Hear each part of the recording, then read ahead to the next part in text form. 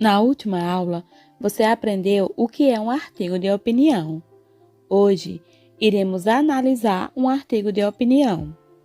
Antes, vamos revisar as 5 principais características do artigo de opinião. O artigo de opinião é um gênero textual. A sua tipologia é argumentativa expositiva, especificamente argumentativa. O artigo de opinião é um gênero textual que tem a finalidade de expressar o ponto de vista do autor a respeito de um determinado tema. A validade da argumentação é evidenciada pelas justificativas de posições assumidas pelo autor ao apresentar informações e opiniões que se complementam ou se opõem. O grau de formalidade da linguagem depende do autor e leitor. É uma linguagem referencial e apelativa e tem como principal objetivo o convencimento do receptor. A defesa de um ponto de vista, é muito importante. A argumentação do artigo de opinião é a defesa da sua opinião por meio de fatos.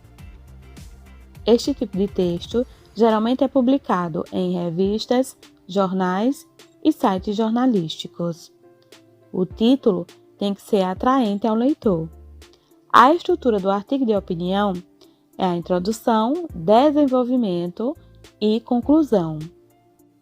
Na conclusão, o autor confirma o ponto de vista, encerra todas as ideias e dá um direcionamento. Este artigo foi veiculado no jornal Folha de São Paulo. O seu título: Só a ciência nos salva. É um título criativo. O olho do artigo: tem muita gente com dificuldade para lidar com verdades não definitivas. O olho pode ser feito pelo autor ou pelo jornal. Ele apresenta um pequeno resumo do texto.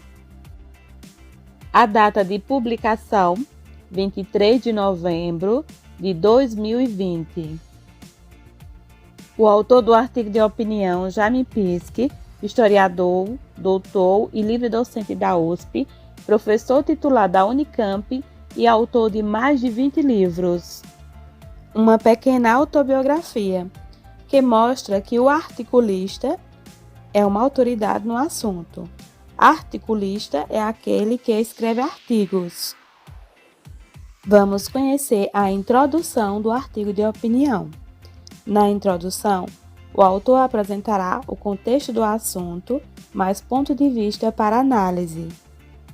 A pandemia de Covid-19, no meio de tanta coisa ruim, ao menos trouxe de volta a esperança na ciência. E isto não é pouco.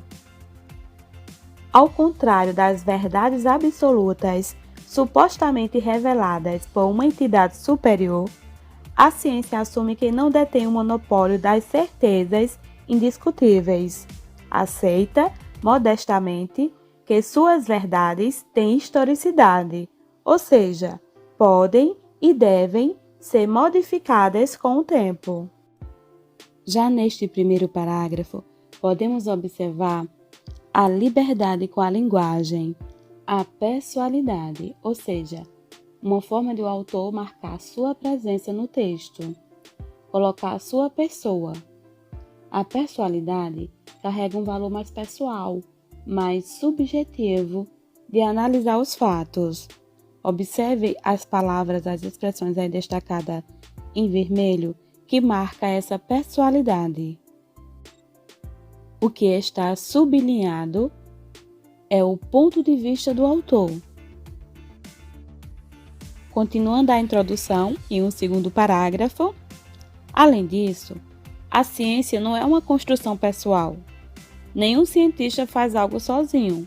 Ele apenas acrescenta um tijolo no grande edifício do conhecimento científico, ao contrário das verdades ditadas pelas divindades, que são dogmáticas por definição. As científicas podem ser objeto de controvérsia.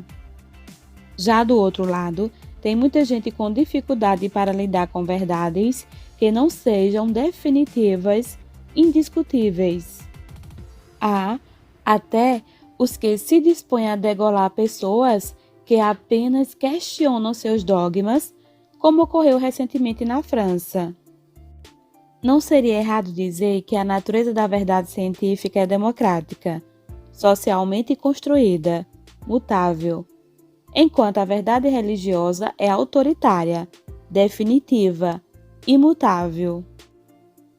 Neste parágrafo, o autor faz afirmações que conduzem o leitor ao raciocínio do monopólio das certezas. Ele retoma a ideia de que a ciência não detém o monopólio das certezas indiscutíveis e apresenta o primeiro aspecto do seu ponto de vista. Ele argumenta quando coloca que alguém foi degolado por apenas questionar dogmas religiosos. Isso ocorreu na França, no dia 16 de 10 de 2020. Um professor francês foi decapitado na rua após mostrar charges de Maomé em aula. O professor foi morto no subúrbio de Paris. Macron disse que foi ato de terrorismo islâmico. Na sequência, percebemos que ele se contrapõe com a religião e propõe um argumento. Continuando a sua análise, o articulista, no próximo parágrafo, fala: não deveriam nos surpreender, portanto, que alguns quisessem que a ciência encontrasse uma resposta imediata para a pandemia, já que suas orações não resolviam. Queriam que a ciência virasse mesmo uma espécie de religião, que o cientista virasse um deus, que a água se transformasse não só em vinho, mas em um Borgonha ou um Barolo dos melhores. Não há ciência capaz de realizar esse tipo de milagre.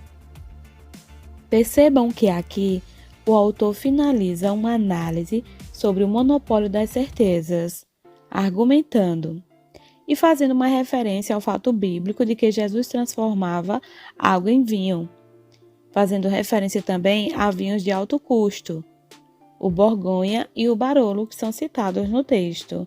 Ele faz um comparativo de conhecimento de mundo e finaliza dizendo que a ciência não é capaz de realizar esse tipo de milagre. A reticência é usada para marcar continuidade, para o leitor completar o sentido deste período. A ciência caminha dialeticamente, com avanços e recuos, explora possibilidades, realiza experiências que quase dão certo, até que se encontre a solução para o problema. Em ciência, tem valor tanto aquele que encontrou a resposta, como os demais, que apenas tentaram achar o caminho certo. As vacinas que estão chegando à reta final não resultam unicamente de experiências felizes, mas também de numerosas tentativas que não vingaram. E todas foram necessárias. É assim que funciona a ciência. Com essas palavras, o autor finaliza a discussão da primeira etapa, argumentando que nem sempre a ciência tem experiências felizes, e ele é um resultado de numerosas tentativas, que nem sempre vigoram, porém são necessárias. É assim que funciona a ciência.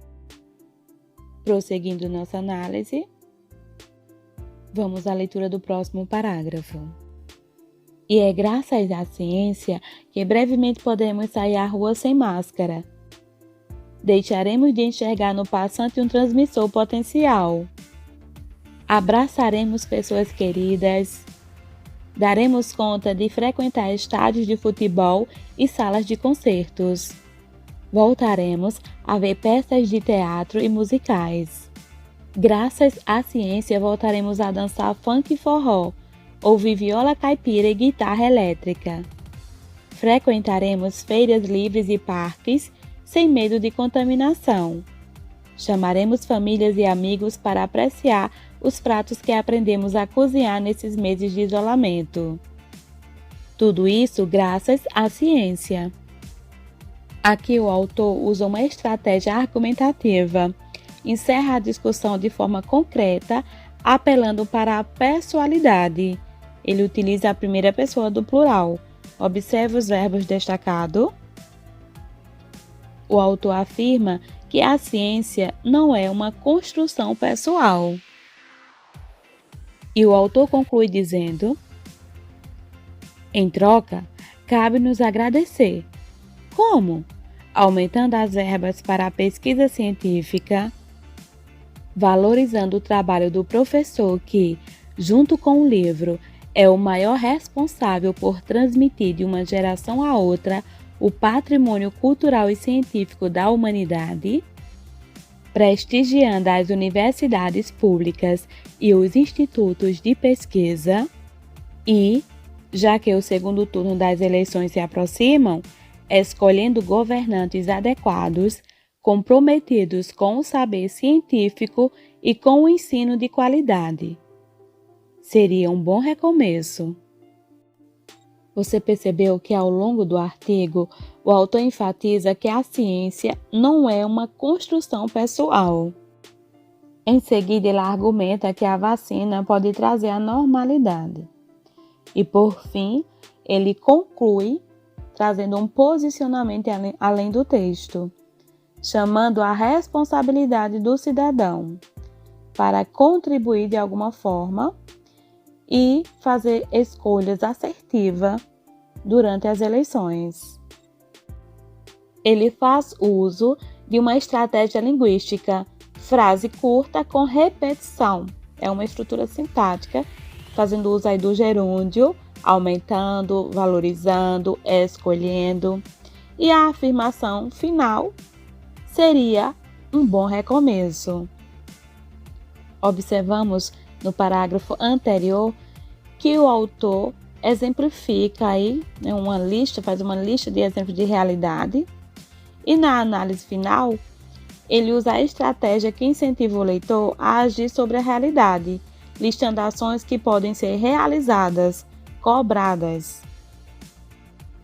Ainda podemos observar que na coluna onde está o artigo, o jornal destaca que os artigos publicados com assinatura não traduzem a opinião do jornal. Sua publicação obedece ao propósito de estimular o debate dos problemas brasileiros e mundiais e de refletir as diversas tendências do pensamento contemporâneo. Esse destaque ele chama a responsabilidade quanto ao ponto de vista do autor do artigo de opinião.